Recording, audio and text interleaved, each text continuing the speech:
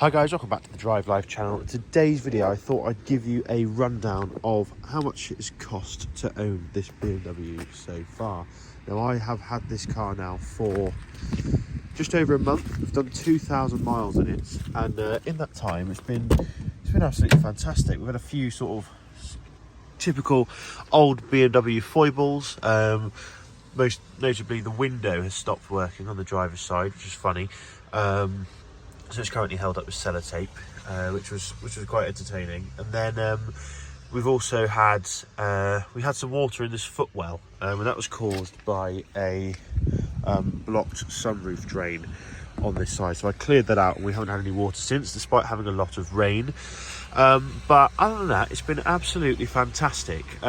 These cars are so comfortable and so well built. Well built compared to modern cars, that it's been an absolute joy to own. But how much has it cost to run so far? So this being an older car is slightly more expensive to tax than a, say, more modern eco-friendly car, I suppose. Emits 219 grams per kilometre of CO2, so we're looking at approximately, well, it's £395 a year to tax. I think I pay my monthly, so I think it's 30 odd quid or something, 34 quid. So it's really not that bad when you think about it. I know in the over on the continent, you guys get absolutely screwed, especially in Holland, on the old diesel tax. We're quite lucky. It is going to increase to £415 a year. The government have introduced new tax rates, but yeah, it's going to be between 30 and 40 quid a month in tax. To insure this thing, it was actually, despite having a bigger engine, more cylinders, and being a BMW, which I assumed more people crash, it's actually cheaper than my Volvo. I can only assume it's because it's worth slightly less. So to insure this for the year cost me £350, and that's with sort of a high mileage policy, etc. So I was really chuffed with that. I find that some people have had a lot, their insurance has increased a lot, but I found there was plenty of insurance companies that wanted to insure it, and they were all sort of fairly, well, they're affordable, you know. So for under £4,000 you've insured, and you can drive this car and you've taxed it, you know. So it's not too bad at all.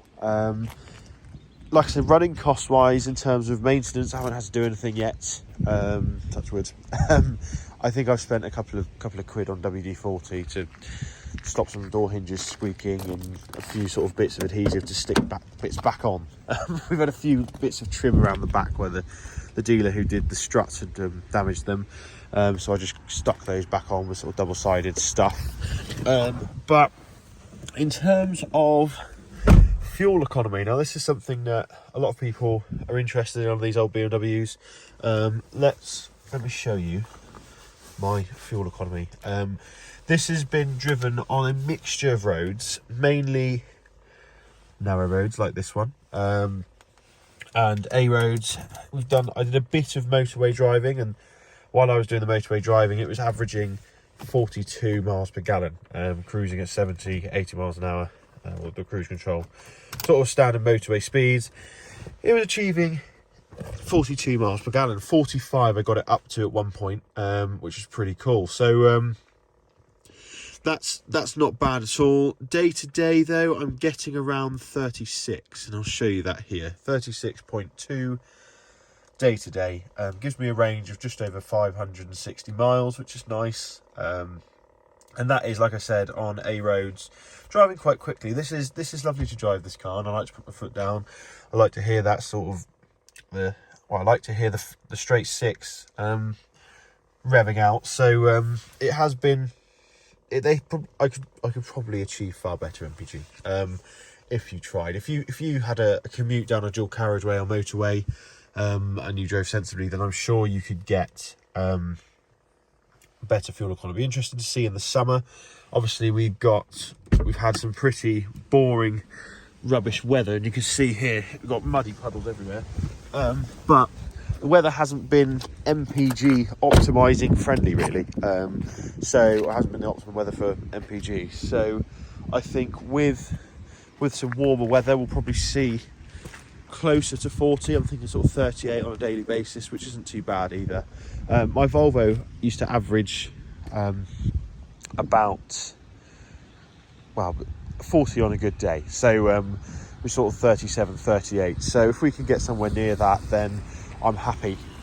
So yeah, in terms of running costs for these old cars, not too bad at all. I'm not naive to the fact that they do require maintenance, and this will require a lot of maintenance throughout its life. But it's worth it, I think. It's sort of a young timer, modern classic nowadays with these cars.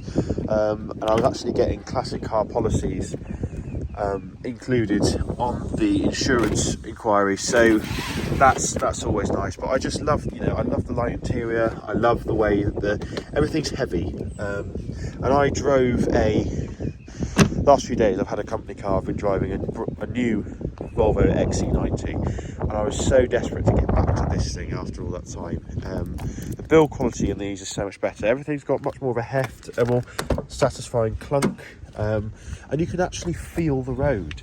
In that, I just found that I was doing speeds that I didn't realise I was doing. It was sort of wandering across the lane because the steering was so light and sort of numb that you didn't really realise what you were doing.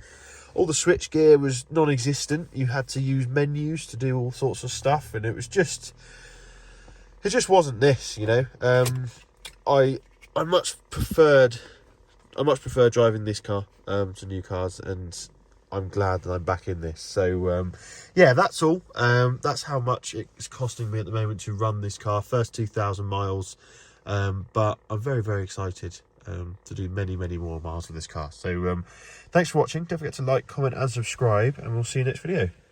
Cheers.